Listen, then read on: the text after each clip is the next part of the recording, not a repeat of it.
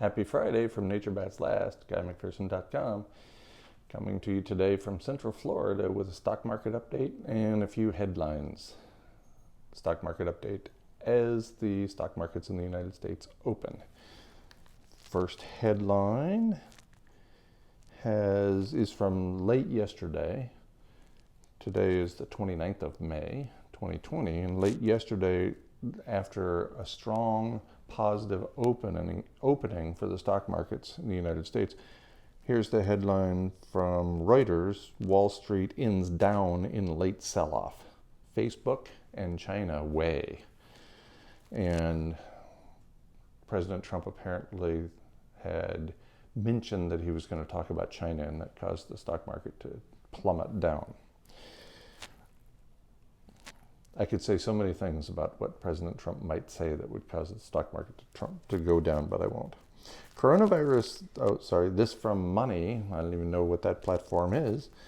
Coronavirus has turned America into a nation of savers, but how long will it last? And saving is bad for the stock market. The billionaires who own almost everything do not want you saving money. They want you spending money, because every little bit of money that you spend ends up sending a little bit of money their way. So the consumer economy isn't about you and it isn't about me. It's about those people who make a lot of money for all of us collectively spending a little money. So saving is bad for the stock market. This from New York Times. Millions relying on pandemic aid can see its end, and they're scared.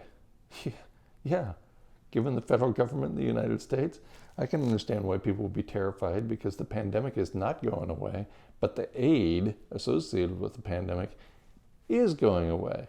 So let's see. You get negative numbers, and you add a little positive number, and you keep getting negative. That sounds negative to me. Maybe they have good reason to be terrified. Wall Street Journal: is inflation dead? Some investors bet it could roar back. Well, we're in the midst of the greatest depressionary cycle, probably in American history.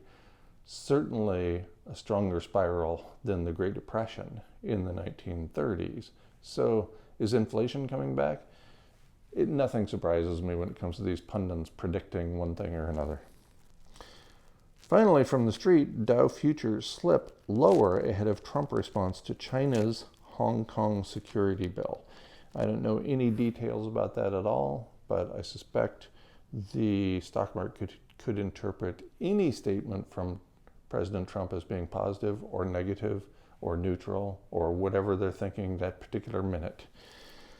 Okay, here we are at 9:37 a.m. on the East Coast of the United States, and the Dow Jones Industrial Average is about 100 points down. So that's actually consistent with all those headlines for the first time that basically I can remember. All the negative news causes a drop in the stock markets? It's almost as if there's some sort of parallel between reality and what goes on the stock market. Rarely, but occasionally it happens.